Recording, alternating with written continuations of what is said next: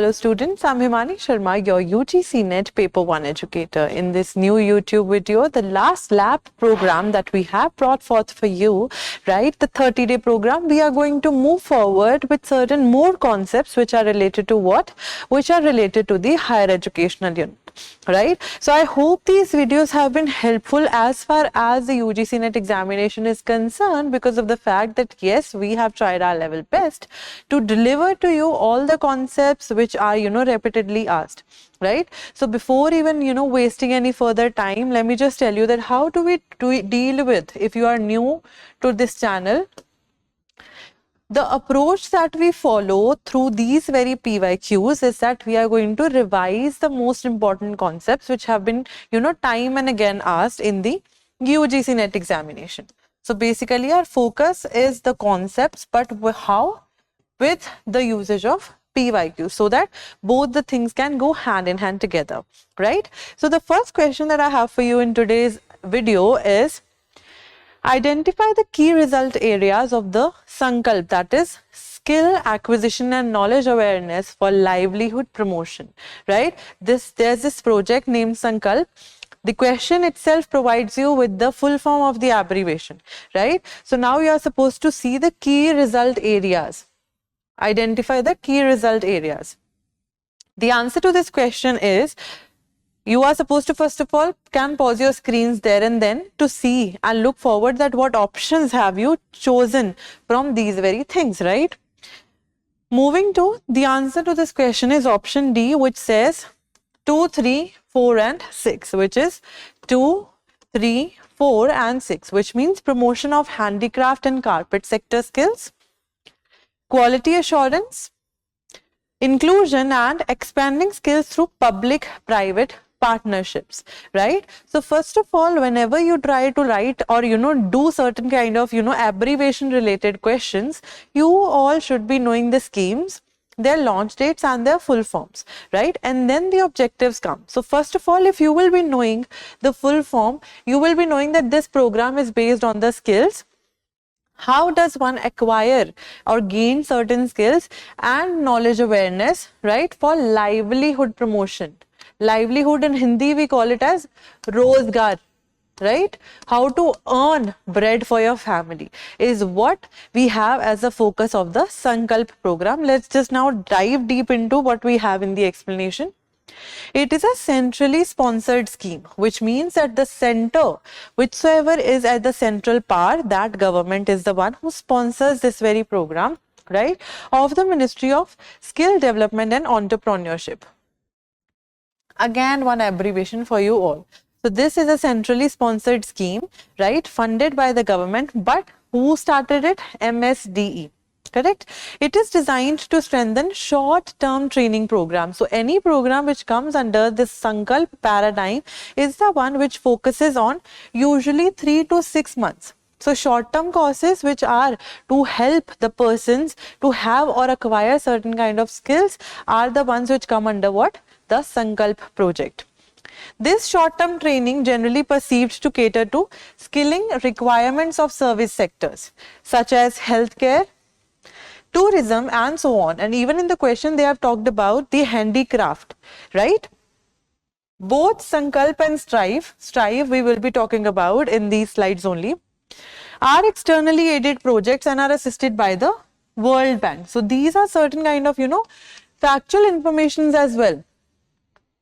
If I bring forth for you all any kind of explanation, mind you dear students, you all are supposed to jot down not the complete lines what I have for you in the slides, but yes, the crisp and short facts which can be asked in the question, that who is the one body which assists the projects like SANKALP and Strive. It's the World Bank, correct? The 4 key result areas are strengthening institutional mechanisms at national and state levels to guide the planning, delivery and monitor market relevant training, that what is required in the market, right? What kind of handicraft is the one which is required in the market, right? To develop their skills according to that. Improving quality and market relevance of skill development programs in terms of the content of the training program and its delivery.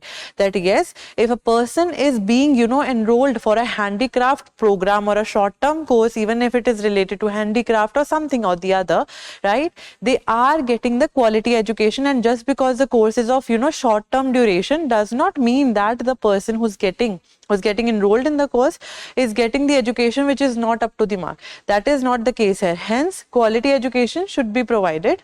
Improving access to and inclusion of all socially disadvantaged groups like women, SCs, STs, transgenders, PWDs and others. So any kind of people, any kind of sections of a society which have been long neglected, right, they are brought forward, right, they are included. Hence the concept of inclusion, correct? Expanding skills training through private-public partnerships by joint funding of innovative skill development projects for better outcomes, right? So these are certain, 4 key results area which are related to the project named SANKALP. Moving to the next question, we have the ancient Indian university famous for specialized study in Himyan. Himyan was a sect of Buddhism.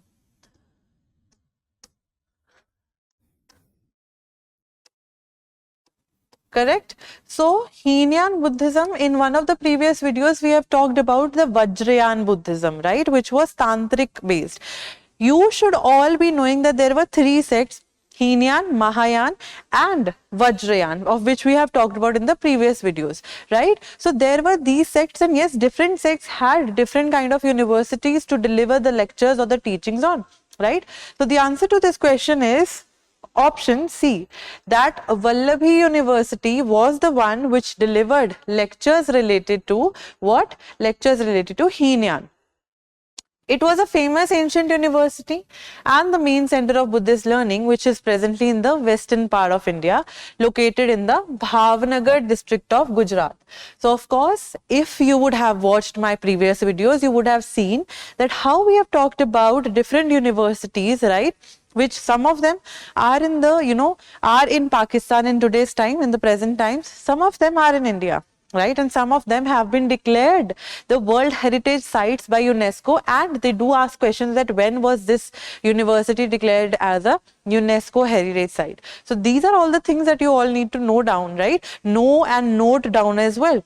So you can watch the previous videos to see or make your own notes if you are, that focused enough and determined enough to crack the examination.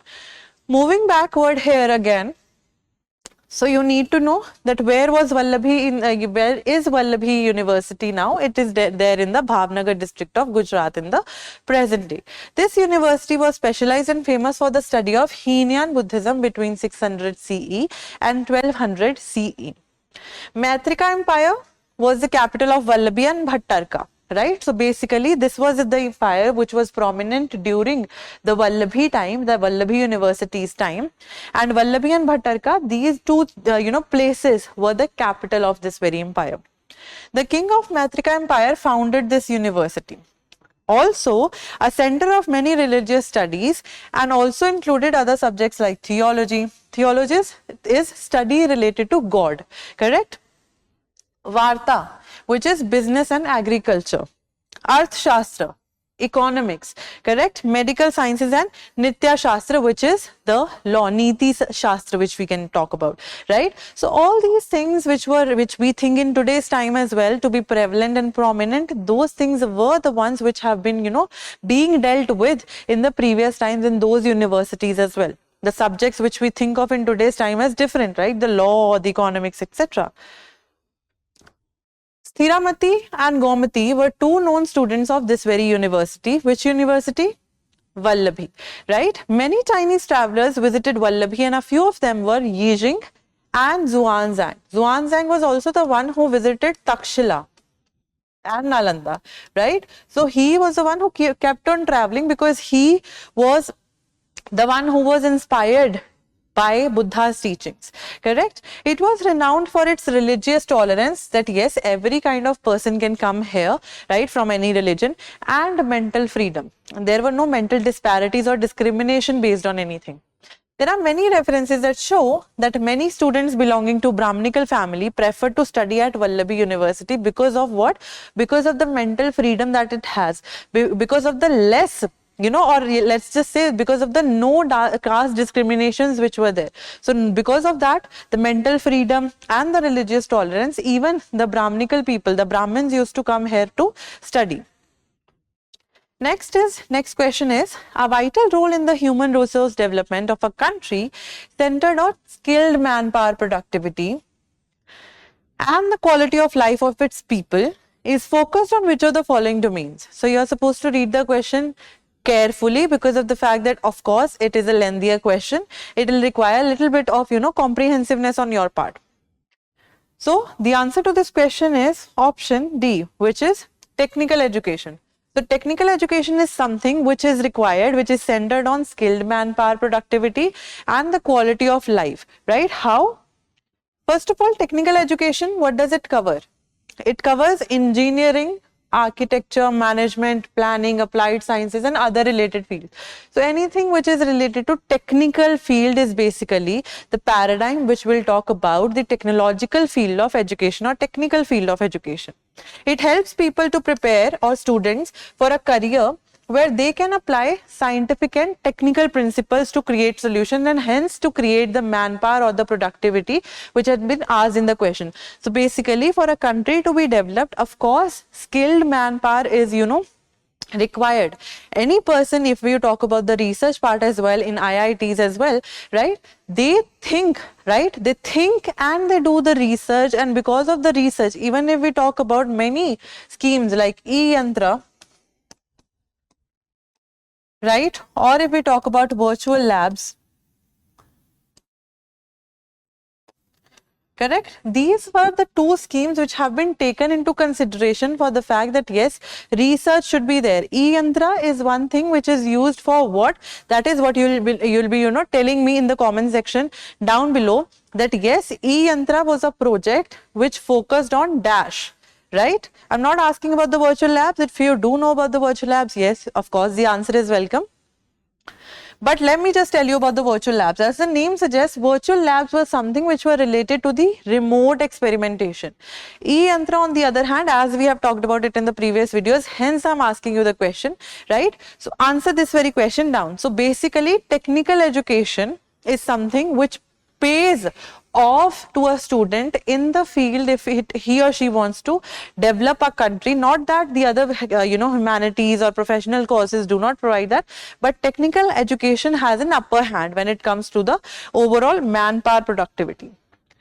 Next question is, one aspect of e-governance deals with the flow of information between the government and citizens, correct? Which of the following are government to citizens initiative, that is G2C? So we have G2B, B2G, etc. Right? Business to government, business to business, government to government, and business to citizen. And there we have government to citizen. Right? So what are these initiatives? And out of all these initiatives, which are government to citizen initiatives? That is what the question is. The answer to this question is, you are supposed to answer from these very options, right? So there is this combination. The answer to this question is option A, which is A and B only. So A and B, that is e-help and e-health, are the two initiatives which are government to citizens, which means the government is providing these initiatives to whom? The citizens of India, right? Government to citizen is the basic aspect of e-governance, and in today's world, a citizen's relationship with the government is basically from anything and everything. So the entire life of a citizen revolves around the government, be it the birth registration, marriage, divorce or death. You need to be registered about all these documents with the government, right? Even for Aadhaar card for that matter, correct? The G2C includes services from the government to the citizens, right? From the government like transportation, telecommunication, medical facility, post, education, etc. All of these things are related from the government sent for the citizens, right? Now talking about the two initiatives that have been asked, which are G2C in the question.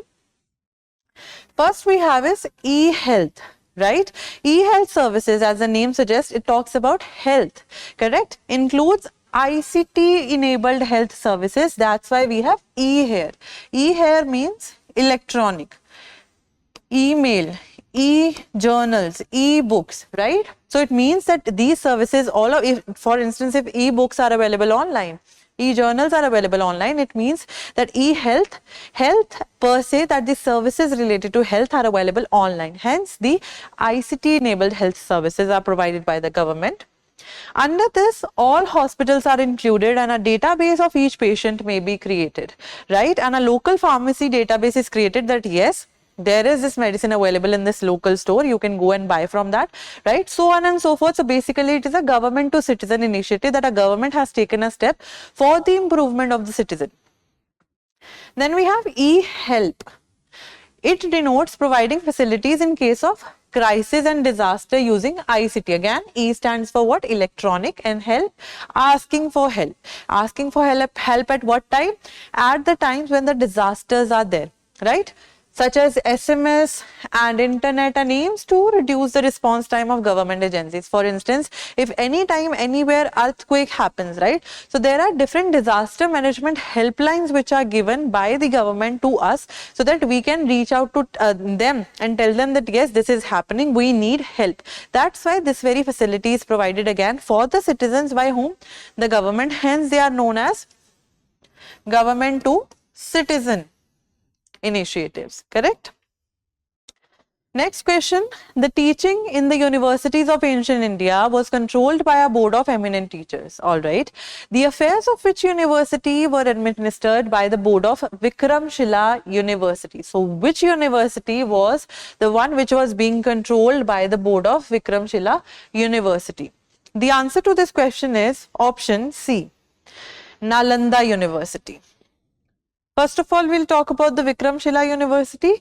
It was started by King Dharampal in the 8th century. Again, a Pal dynasty, Pal or Pala dynasty ruler. Correct? The university was formed in reply to a deterioration in the quality of scholarship at Nalanda, right? That Nalanda's quality of education was, deteriorating, and because of that, Vikramshila was established, right? During Pala Empire, Nalanda and Vikramshila were one of the most vital centers of higher learning in India.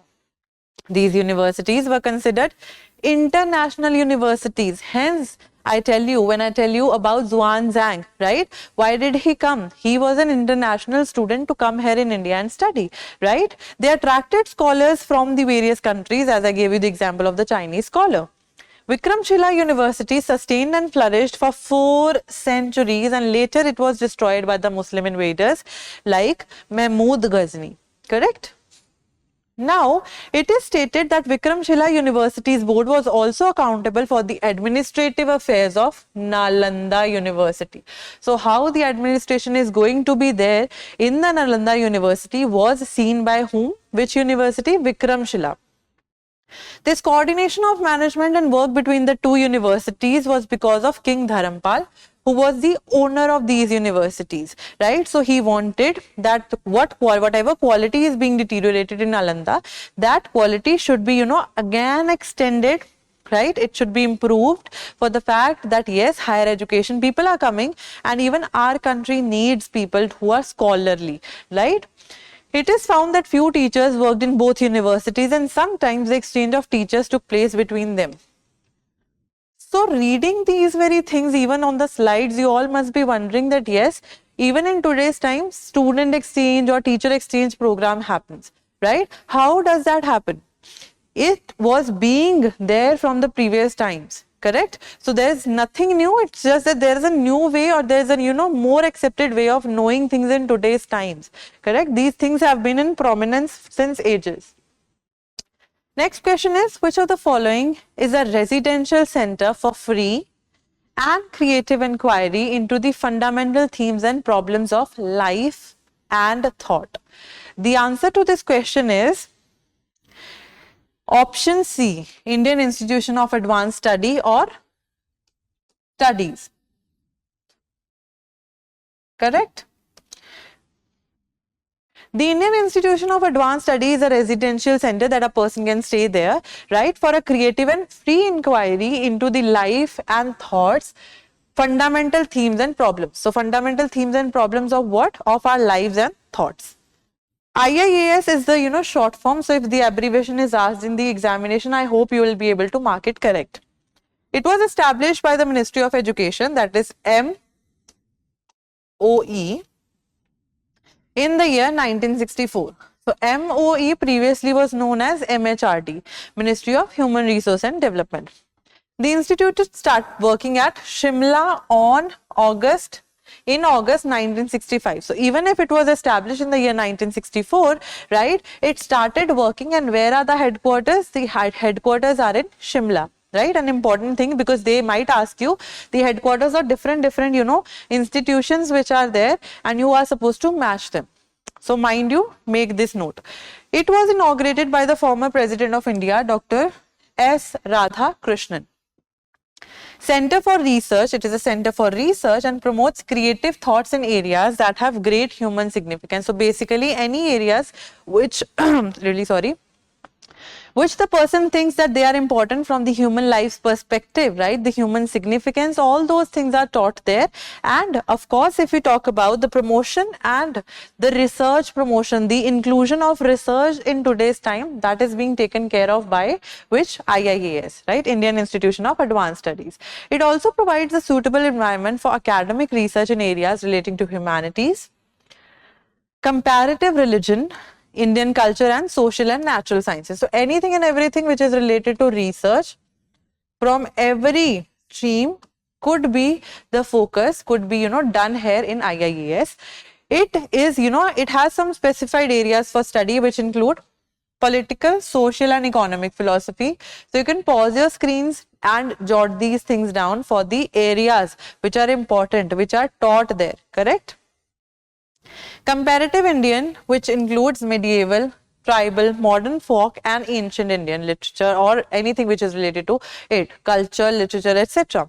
Comparative study in religion and philosophy, culture, education and arts, fundamental concepts, problems of logics and mathematics, right? So it is not just the humanities stream, right, but also the natural sciences and mathematics, which are the focus of IIAS, that is Indian Institute of Advanced Study. The next question that I have for you, my dear students, is which of the following are the main recommendations of the Knowledge Commission with regard to higher education in India? So first of all, pause your screens and read these very things down, and then move out to choosing the options between the four of them by pausing the screens again. The answer to this question is option C, which says A, C and E. What do we have as A, C, E?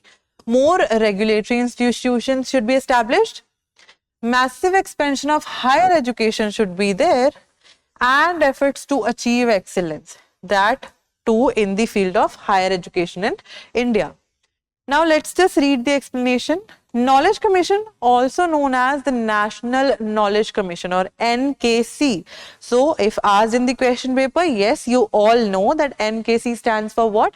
National Knowledge Commission, right? Was a think tank of policies, right, that it used to think of policies or reforms, etc., that aimed to improve the knowledge intensive service sectors, right, where knowledge was more focused on and knowledge were more required.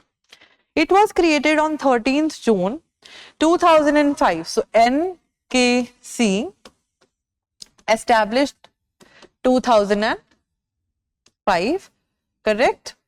And it was the one thing which wanted to measure from 2nd October, its areas of improvisation from 2nd October 2005 to 2nd October 2008 to see if the effects have been achieved or not.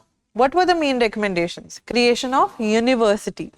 It aimed to expand the Indian education system, hence we chose the option expansion of higher education, correct?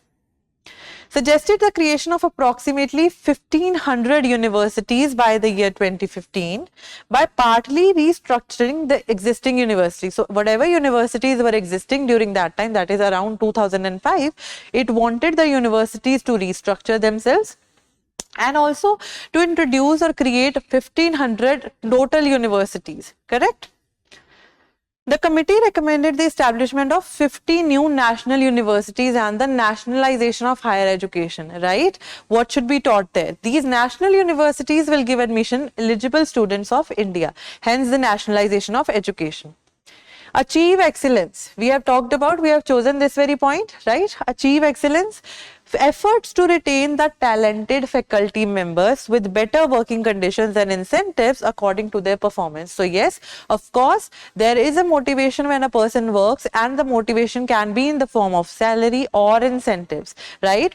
So if we talk about achieving excellence, that it means that yes, teachers or the faculty who provide good education or quality education should be there, should be made to stay there, right, by providing them with better working conditions, working hours, etc., and giving them incentives as well, right? Important to keep a standard preference to promote and achieve excellence, that yes, if a person does this, then only the promotion is going to take place, correct?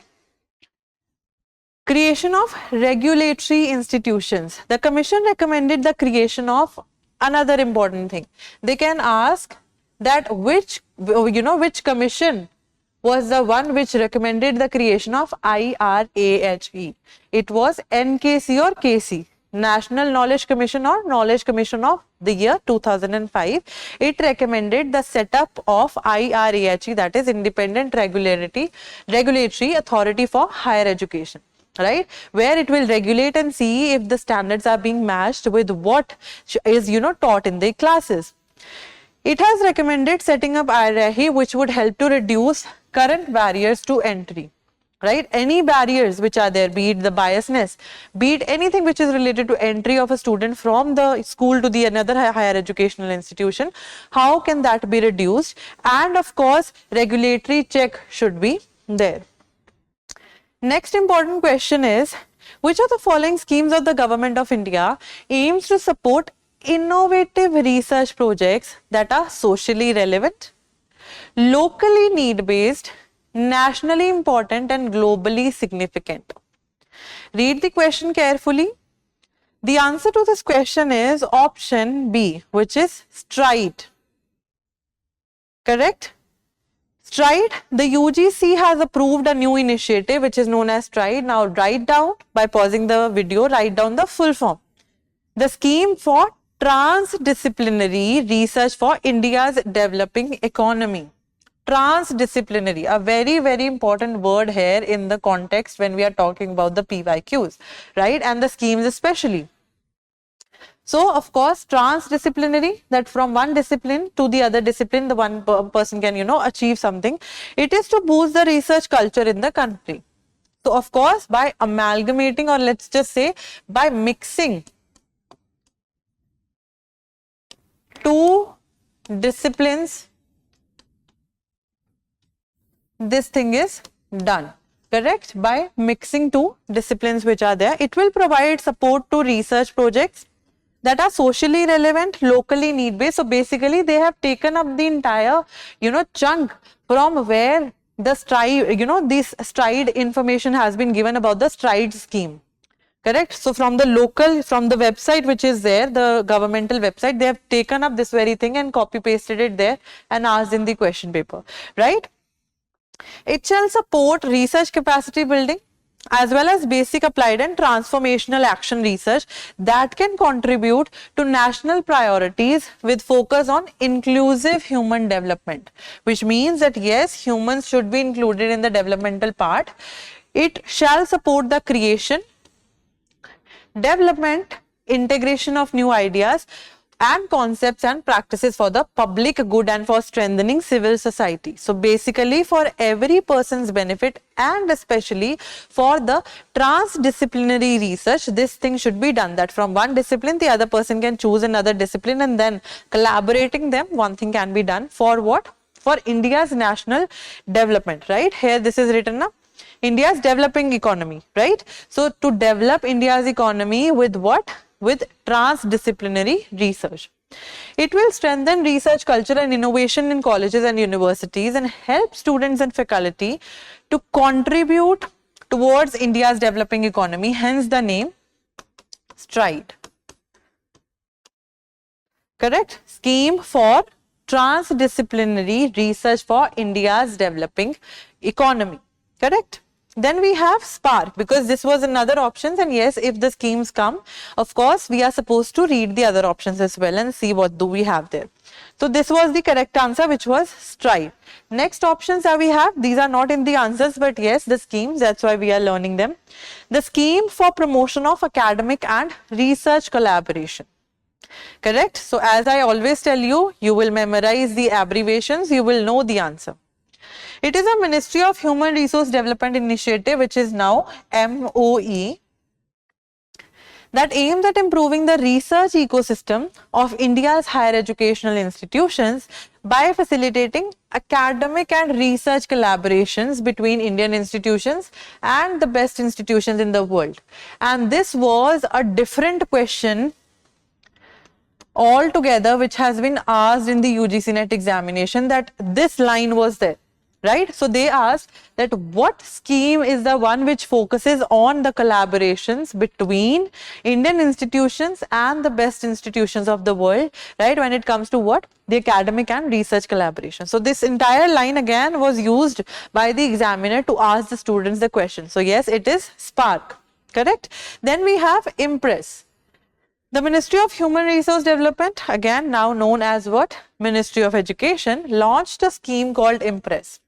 So, impactful policy research in social science, right? So, if you see that yes, social science is the field where this IMPRESS scheme will be used to promote policy research in social science.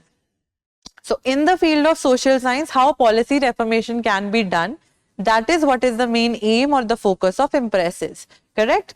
The Indian Council of Social Sciences Research, that ICSSR, if you would have seen the previous videos, I have talked about ICPR, ICSSR, right? So we have matched the disciplinary domains with the videos in the videos, right? If we talk about these institutions, sorry. Correct? The ICSSR has been entrusted with the task of implementing and monitoring the scheme IMPRESS. Another question can be framed if you see it from the examiner's point of view, that which is the body governing the IMPRESS scheme, which is trying to implement the IMPRESS scheme. It is what? It is ICSSR. Correct? Impactful policy research in social science aims to encourage social science research in policy relevant areas so as to provide vital inputs in policy formation, implementation and evaluation. That if a policy needs certain kinds of reformation, how that policy should be implemented, etc. All these are the focus of what? IMPRESS. Its idea is to have a visible impact on polity, economy, society, culture, media, so on and so forth, etc. So basically, because it is a social science research, paradigm, if we talk about here, right, the scheme, if we talk about here, it will cover everything related to society, the law, the culture, the environment, the health, etc. Then we have STARS, Scheme for Transformational and Advanced Research in Sciences, for promoting translational India-centric research in sciences. Now here, students, an important point to note down, when we talk about the translational research, right? Translational research is something which is related to healthcare, right? That how a new medicine is developed, right? What are the impacts if we see first of all by testing it on rats or animals and then testing it on humans, right? So translational research is something which is related to the healthcare or the medical field, right? So because the medical India-centric research in sciences to be implemented and managed by IISc Bangalore, with the key objective of supporting socially relevant research. The following 6 basic thrust areas are there: physics, chemistry, biological sciences, nanosciences, data sciences, mathematics and earth sciences. So this is one field only, data sciences and mathematics, right? So these 6 thrust areas have been identified under STARS to promote translational research, not transdisciplinary, translational research which is related to science and healthcare all in all, right? So this is what we had in today's video. I will be moving forward with certain more important concepts, my dear students, when it comes to the higher educational part, right? I'll see you again. Till then, keep on smiling, keep on studying. Thank you so much. Have a good day.